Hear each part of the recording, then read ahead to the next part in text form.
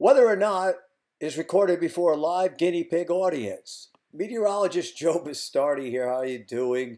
Listen, I know this is going to upset no one, but there's not going to be a lot of camera time with me today. It's going to be a lot of talking because I got a lot of slides to show you. But somehow the camera is blowing up my device over here. And this is about the 16th time I've done it. Well, not 16, like fifth times. Okay. Everybody wants their videos to go viral. I believe in virility. I'll be a virile man. I used to be the hurricane hunter. This is the hurricane video. There I am, gaining in size and intensity. I was gaining in size and intensity. Now I'm shrinking and recurving and going out to sea. But what we want to show you here is what is actually going on with hurricanes. So this is this week, this current edition of whether or not hurricanes are getting worse. All right, we go to Dr. Ryan Maui's global major hurricane frequency, and we see that it looks like it's been decreasing, not increasing, and certainly it's not increasing. At least you could argue it's staying steady. Same kind of thing globally. The tropical cyclone activity has been generally steady state. Again, if you want to take a look at this, you Google Global ACE Index, Dr. Ryan Maui. It's a great site, and I think you should go look at it. I don't care who, whether they agree with me, disagree with me, or whatever. If there's something that is good, I try to point it out to people. Here's you can see the cyclical nature of tropical cyclone activity. For instance, in the Pacific, this is the Atlantic. But what I want to show you though is the Atlantic multi-decadal oscillation was up and now went down, and now we're back up again here at the end, right? So this was forecasted by Dr. Bill Gray. When you see this, you see the blue over here, and it's nice and cool, right? Bill Gray, the late Bill Gray, would say, well, we're going to go into a warmer period and have more storms, and indeed, he was right. Now, this picture here is 2005 sea surface temperatures, and this is a classic warm Atlantic multi-decadal oscillation signature. And what happens is the warmth in the tropics, of course, leads to lower pressures, incubates the heat better, and then you get more tropical cyclones developing and trying to come out. Notice how warm the Northwest Atlantic is. That was back in 2005. It's opposite that now. It's an anti-log for a big season, but with the very warm water still sitting off the coast like that, you can still get big storms, okay? I mean, the problem is, if you want to call it a problem, is this kind of configuration leads to a distortion in the sea level pressure patterns, and that's very, very important also to tropical cyclone activity. So our forecast this year, we don't have any area where I can say, you know what, I think we're going to see above normal activity, because I think it's a scattershot season. It's all over the place. But where I think there's going to be below normal activity is down here in the tropics compared to what there should be. And you can see I've got that yellow area there. And last year, see that red area? The red area represented where I thought there'd be more than the normal amount of accumulated cyclonic energy relative to the entire picture. And you could see the way the hurricane season turned out. See the congregation of tracks out here in the Atlantic, nothing in the deep tropics. See all the storms just dying in the Caribbean. And of course, we have this features coming for the United States. The year before, and this is what my company, Weatherbell, we're trying to take the lead on impact, trying to let people know not only how many storms there are going to be, but where they're going to go. This was for the 2017 season, and look what happened, okay? These were all issued way before the season started, just like it is this year. In any case, when we take a look at the Pacific here, see this low activity era, which has been going from 1995 to right about now. You can see it correlates with the way the sea surface temperatures have been moving up and down in the Pacific Basin over here.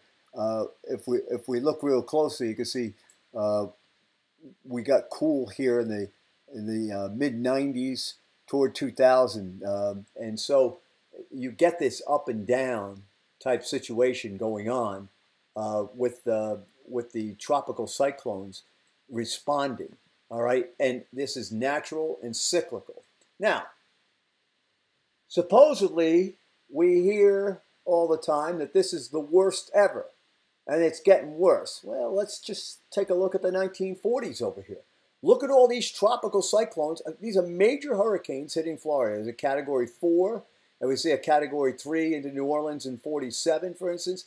And you can see the congregation of tracks over Florida. In the 50s, it was up the East Coast. Now, between 2001 and 2010, which was supposed to be very active and which was portrayed as, oh, remember when Al Gore's movie in 2000, after 2005 season said, this is what we're going to have to deal with. And then, of course, it went 10 years or 11 years without any major hurricane hits before 2017 came along. But you could see wasn't much going on. In relation to CO2, there were a lot more storms when CO2 was lower. And you could see there are a couple of storms. Well, there's 1, 2, 3, 4, 5, 6, 7 with this current high CO2 era, but many, many more hurricane strikes when CO2 was lower on the U.S. coast. So there's been a downturn in that, all right? And if you take a look at the major storms that have hit the United States, most of them are well before this current time of global warming. Now, I want to show you some specific examples here. Here's Hurricane Harvey. And, of course, Harvey broke all these rainfall records. And the reason it broke the rainfall records is it stalled. It stopped dead in its tracks. And the reason it did that, see all that blue showing up there, folks? That's below normal 500 millibar heights. In other words, the jet stream buckled, caught Harvey, trapped Harvey. It wasn't a big blocking ridge of warmth that did it. It was the opposite that did it. And when Harvey got stalled, and what happens is these systems have immense amounts of moisture. There's no question about that. But when you start cooling those systems and leave the feeder bands in the same place because the storm is stalling, you get repetitive rainfall, and that's what you saw happen. But Harvey wasn't as strong as Celia in 71, which went into Corpus Christi, had 162 mile an hour winds at Aransas Pass. This is Carla, this picture here. Carla gave hurricane force winds to the entire Texas coast. A Galveston hurricane, as far as intensity goes, can't hold a candle to that. They were Cat 4s, but the Galveston hurricane and Carla were much more severe as far as their landfall impact with the wind. And when we look at the structure of the storm, the immense structure of Carla with the pressure down as low as it was, all right? So I'm not saying Harvey was a non-event. I'm not saying that at all as far as the wind goes. It was a Category 4 hurricane, and where it hit, it did a lot of damage. But the Texas Gulf Coast has this all the time. You ever hear of Indianola, Texas? Indianola was supposed to be the booming port on the Gulf Coast, and it's about 75 miles southwest of Houston, near where Port Lavaca is, right? And of course, Galveston Bay in Houston is now a famous port. But Indianola back in the 1800s was a big port. Guess what happened? Got wiped out by a hurricane. When they tried to get it back again, got wiped out by another hurricane. 2 hurricanes in a row. That's right on that upper central Texas Gulf Coast. Here's the track of Katrina. Katrina pushed 9 to 13 feet of water back into Lake Pontchartrain. And when the wind turned to the northwest, it broke the levees. However, if you had a storm like the 47 hurricane, hitting with Katrina's strength from that track from the east-southeast, did hit Fort Lauderdale at that strength, but that's a different setup as far as funneling water. You would have put 25 feet of water back into Lake Pontchartrain. So you got to understand something. When I look at all these tracks, and I'm just showing you a few over here, I'm not saying why is this happening. I'm saying why aren't there more? Why aren't we getting even worse storms? All right, let's take a look at Irma. Irma weakened coming into Florida, right? That's not what Donna did. Not only that, but Donna gave hurricane force winds from Florida all the way to Maine. Never happened before, and it has not happened since, right? And went in as a Category 4 up at Naples, all right, where Irma was arguably just a Category 2 at the time when it reached Naples. There's a 35 hurricane. That's the strongest ever to cross any part of the U.S. This is a picture from the 35 hurricane railroad in the Florida Keys. Just total devastation. That was a Category 5. And just a couple of the storms that we could look at to compare to this. So Irma was a bad storm. I'm not saying it wasn't. But the fact of the matter is, it's still weakened coming into Florida compared to other storms that weren't doing that. All right. Michael, the storm like Michael, is the exception rather than the rule. Okay. Hurricanes used to almost maintain all their intensity. And now they seem to weaken coming toward the United States. Now, this is Sandy. And by the way, Sandy was a hurricane when it went ashore in New Jersey. Okay, that's Superstorm Sandy. Look, my father's a meteorologist. We have a calibrated barometer there. It went to 27.93 in Somers Point, New Jersey. Half hour of no wind. And then the wind came out of the south and gusted stronger than what it did when it came out of the north. That's when the trees started going down. Remember that North Jersey, you had the east wind all the time, and then that went to southeast and south. You get further south down in South Jersey, you had a north-northwest wind, and then it shifted into the south.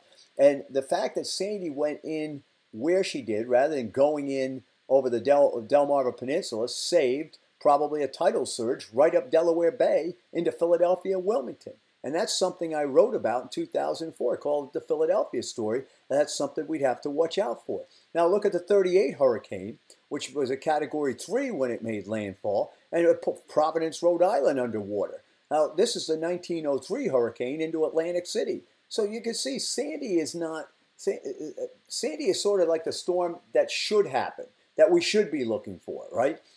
This is the 1944 Great Atlantic Hurricane. Hurricane force winds 600 miles in diameter, 200 miles to the west and 400 miles to the east. Now, we don't see storms like that now. 33 Chesapeake Bay hurricane hit at Virginia Beach and drove all that water up Chesapeake Bay so that you had the highest tides ever in the tidal basin of the Potomac in Washington, D.C. Isabel. You take that Isabel track and put it 100 miles, 150 miles northeast, and you're going to flood Philadelphia along with New York, because it's just like the shape of the northeast coast of the United States funnels water in. That's what happens. So there's storm after storm, example after example for you to say that what are we talking about here, that this is the worst ever. Now, I'm just using a few. This is 1821 hurricane. This was off of from the Washington Post, Category 3 all the way to JFK. Now look at that track, Category 3 all the way up. Irene, which followed a similar path, why did it fall apart? I have a theory. I'm not going to get into it over here. I've shown it many times over at Weatherbell. But there is a reason why the warming of the planet is actually distorting the pressure pattern and perhaps leading to storms weakening as they come toward the coastline. But I heard one prominent, the kind of people I have a tough time with on the other side. They're journalists or whatever, and they're only using this stuff for propaganda points. Irene is the new face of global warming. Oh, is that true? Well, that's good because it weakened, right? It's not like 1821, which followed the same track, about the same intensity to the east of Florida, but still was a Category 3 at JFK. How did that happen? All right. This was Florence, another storm that fortunately weakened coming toward land. So we were lucky. Now, I'm not going to say we're lucky. You look at Sandy. I want to show you, because when we saw Sandy developing on the 21st, we issued this forecast, right? Look where that's going. Now, it wasn't even a tropical storm here. There's the 22nd, 23rd. You notice this talking about snow in West Virginia, the 24th, right?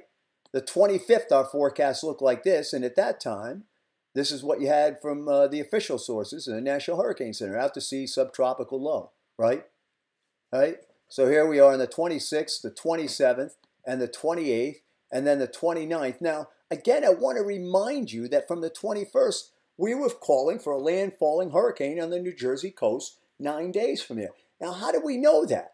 How does a storm like Sandy get portrayed as a sign of global warming when a guy that doesn't believe that humans are causing global warming is sitting there from the 21st and issuing this forecast? How does that happen? Well, you put together maps from a lot of things that happened before, and when you do that, folks, you find that the weather is capable of doing this stuff, and when you see certain patterns actually do that, you actually try to forecast them, okay? So anyway, again, I'm having camera problems here, so hopefully this is going to get on.